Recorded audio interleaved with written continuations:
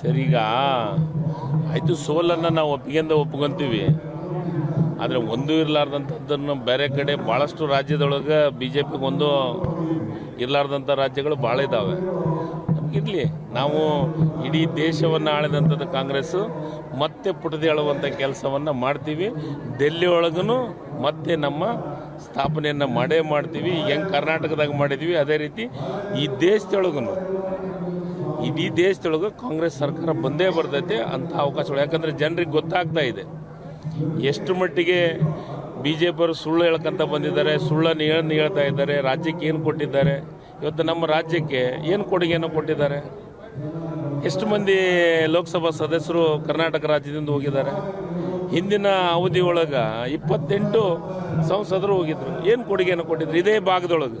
ನಾನು ಇವತ್ತು ಕೇಳ್ತೀನಿ, ಭದ್ರಾ ಯೋಜನೆ ರಾಷ್ಟ್ರೀಯ ಯೋಜನೆ ಮಾಡ್ತೀನಿ ಅಂತ 5,300 ಕೋಟಿ ಕೊಡ್ತೀನಿ ಅಂತ ಬಜೆಟ್ನಾಗ ಘೋಷಣೆ ಮಾಡಿದರು.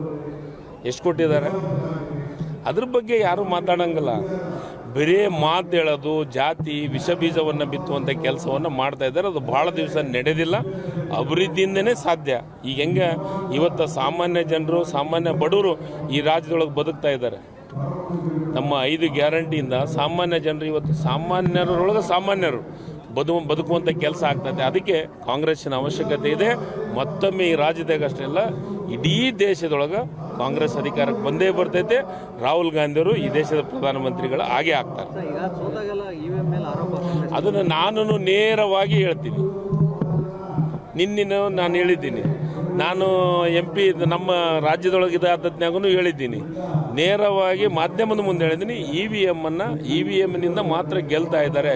ಅದಕ್ಕೆ ಈಗಾಗಲೇ ಮಹಾರಾಷ್ಟ್ರದ ಚುನಾವಣೆ ಎಷ್ಟು 35ರಿಂದ 38 ಲಕ್ಷ ವೋಟರ್ಸ್ ಹೆಚ್ಚಾಗಿದ್ದಾರೆ ಅಂತ ಈಗಾಗಲೇ ಆಪಾದನೆಯನ್ನು ಮಾಡಿದ್ದಾರೆ. ಅದ್ರ ಬಗ್ಗೆ ಯಾಕೆ ಚರ್ಚೆ ಆಗ್ತಾ ಇಲ್ಲ?